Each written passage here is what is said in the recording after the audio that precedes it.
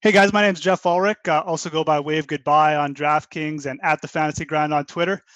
And we're back today. We're previewing the PGA Championship, the final major of the year for golf, and the fourth edition of the Millionaire Maker on DraftKings for PGA. Crazy that we're already at the fourth edition here. If you're not familiar with the Millionaire Maker, this week it's actually $3.3 million guaranteed, $1 million to first place once again. This is the fourth version. It's the largest one. So only $20 to enter again. Only takes one bullet. The first two winners of this for the PGA were actually guys who just put in one single entry, and they won. So it feels fast. Get in before Wednesday night if you can. So let's talk about the course. Let's talk about the PGA Championship. It is being played at Whistling Straits.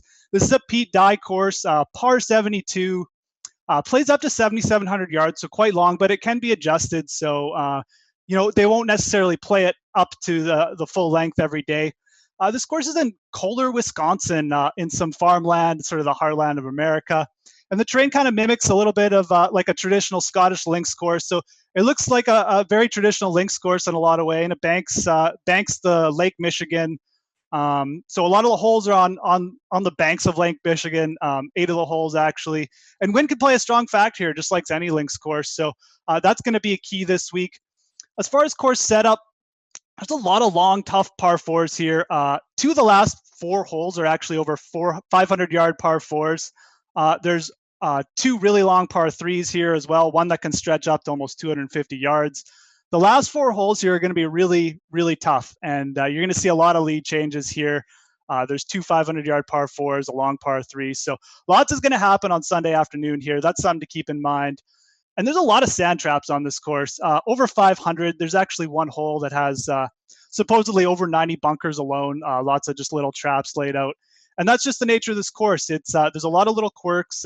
It's a link style, but it does challenge the players in a lot of ways. A lot of elevation as well. So that's something I'm going to keep in mind. Length can be an advantage here, but accuracy and the ability to avoid trouble here is important as well. Shorter hitters have done well. Zach Johnson, Chris DeMarco have done well on this course. So don't just look for long players, look for accurate ones too. So that's kind of my tip for the week there. Let's talk tournament strategy though. Let's talk about what advice can I give you? What advice should you try and look for to have success in the Millionaire Maker this week? Well, it's a really deep field this week. 156 golfers. A lot of strong players under 7,000 in salary this week, in my opinion. So when you're picking players, don't worry so much about ownership this week. There's a lot of strong players and a lot of players coming in good form. So I don't think anyone's going to be over-owned this week. And I think there's going to be less chance for duplicate lineups and stuff like that. So, look for those value plays under 7,000. Don't be afraid to sort of use a lot of top plays and try and target those sort of boomer bust players under 7,000. And don't just look for players who are going to make the cut this week, but aim for players who have a good shot at getting you a top 20 or better. In a big tournament like the Millie Maker, you need 5 or 6 players in the top 20, and targeting those sort of boomer bust players, and especially if you're making multiple lineups, that's the way to go in my opinion. Really just go for it. Aim for those top finishes. That's what's going to make you a really nice profit this week. So let's talk about the field quickly. As far as injuries go, I think the biggest name to keep an eye on is Rory McIlroy. He's coming off a big ankle injury that forced him out of the Open Championship.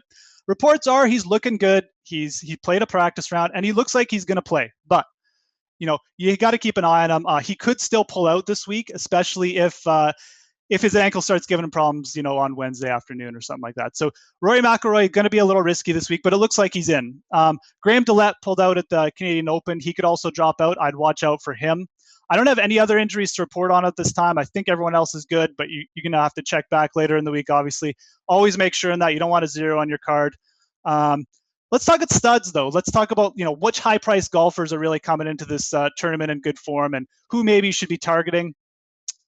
Obviously Jordan Spieth up there at the top. He's in good form. I'm not going to spend too much time on him. We all know he's playing well this year. Rory McIlroy, obviously a lot more risk this year, like we were talking about.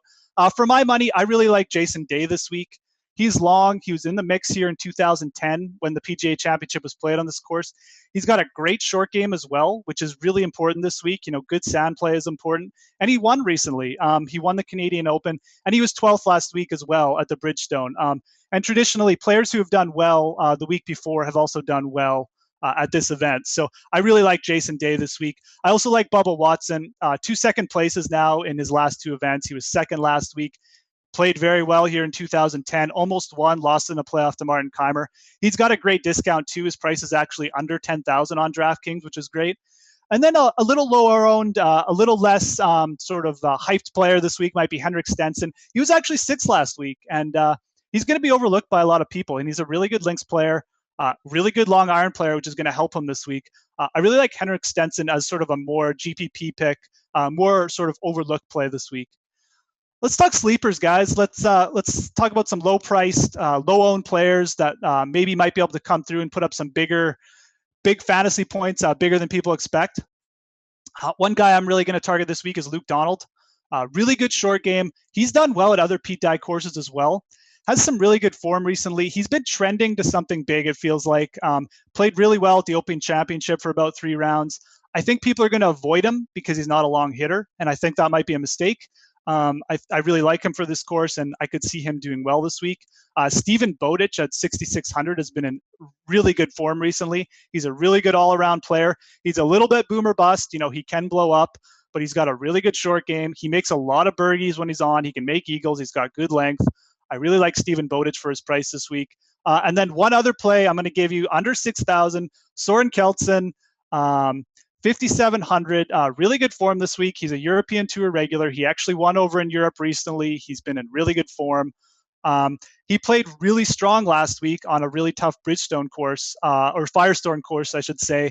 And he's a good links player, and he's really, really cheap. So I think he's got top 20 upside this week. I really like Keltsen at 5,700. He's a player I'll be targeting for like a GPP lineup. Predictions here.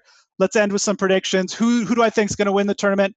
I think Henrik Stenson and Jason Day are going to come down, maybe in a playoff even. I think Jason Day is going to get his first win this week. That's my hope.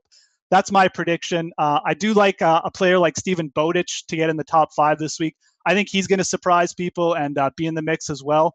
So those are sort of, my predictions, I guess, for the week. Obviously, anything can happen. I think this is going to be a really tight tournament, but I do like Jason Day for sure.